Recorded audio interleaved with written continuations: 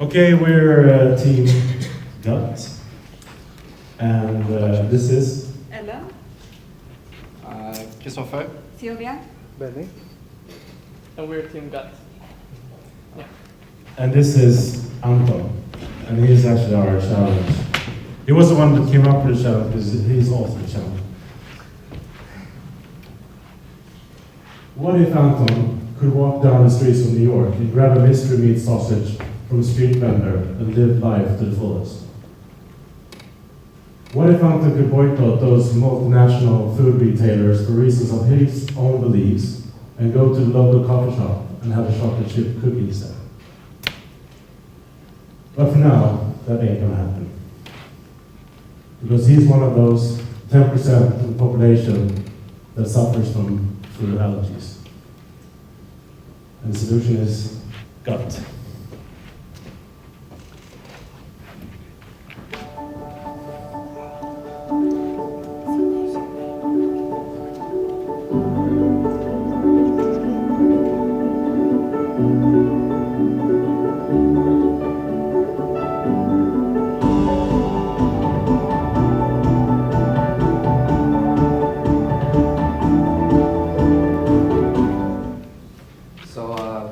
This device is based on what's called near-infrared Raman spectroscopy.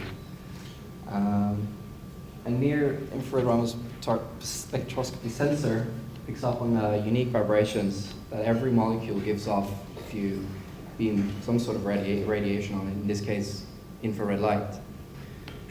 Our software then translates that unique vibration into information that's easily read and easily understood by our user straight into their smartphone.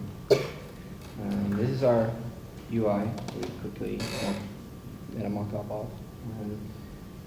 The idea is it's supposed to be real simple, easy, fast, and no hassle at all. The product is supposed to be pocket-sized and you can bring it everywhere, portable, and also very intuitive. Like one button, 3 different lights of whatever's going on with the device. Yeah, and that you also can use it as a device without a smartphone.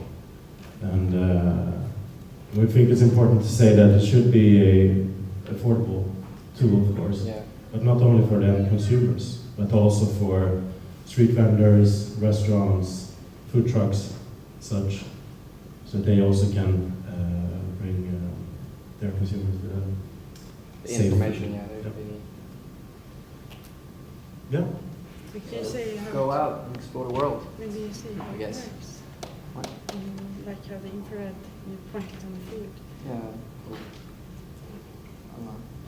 Do you want to say You have something any about that? questions? Yeah, it's just what this technology does is that you point this device to the food, and the infrared light actually reflects the molecules, so we can actually detect if there is items and content that you're allergic to, and that then gets picked up by the iPhone. And the interesting thing is that we can make this sensor, it's so small, but it's still affordable since electronics get so cheap nowadays.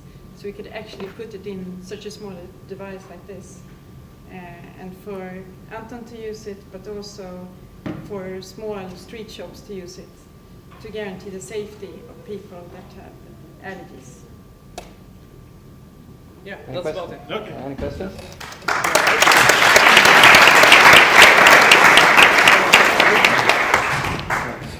So, We've got a microphone coming. I have 2 questions. I have 2 questions. My first question is, I mean, this is, first of all, amazing idea.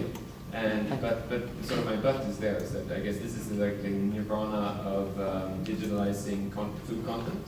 And so my first question is, does it actually work? Yes. Okay, yes. That's a short and good answer. Yeah, So it it's works in the sense that I could try one now? no, we didn't have the time to get a hold of a sensor and actually apply it into a device, but there are similar devices out there using like not as accurate sensor as you could create for basically scanning other stuff. And there's also bigger devices that are more accurate that you could make smaller with taking away some of those functions that the bigger devices has that we don't need for this purpose. And there's a company in Lund that's called SearchTech. SearchTech, and they are doing the same thing, but not for consumers. Yeah, they're doing it for more like So border it's- security, airport security, and their devices like it's bigger. So we've actually been looking for like possible partners maybe to keep looking into this, and we might contact SearchTech and ask them. So this is makes- possible. yeah. So yes. And just to say something about the technology, you can go to Shell & Company to buy an infrared sensor, but that doesn't go as deep and doesn't have as big resolution. But with the business we have today, we can actually buy these sensors from China and actually get them sold as we want to, affordable. So the technology is there. We just need to get it in a big scale, Yeah. basically, and in that way actually get them trace. Do you have another question?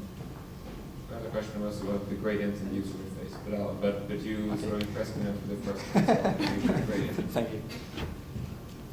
My question is, you just mentioned that there are some competitors on the market. I wonder if you can talk a little bit more about your differentiating factors, but also there have been some issues and criticisms with the technologies that do exist in companies in the United States. And you're in even a more precarious position because it seems like you're tailoring this towards obviously food allergies, but potentially in your case, Anton, with life-threatening food allergies. So how is your technology different than those other ones that have been met with some criticism? Well, what we want to do is to make those devices that already exist more pinpointed towards the allergens and like narrow down the functionality of those devices to make them better.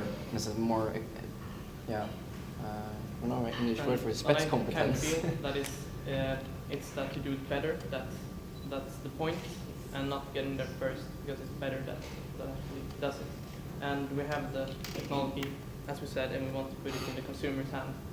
So that 1/10 that have LG will be able to verify their food if they're insecure.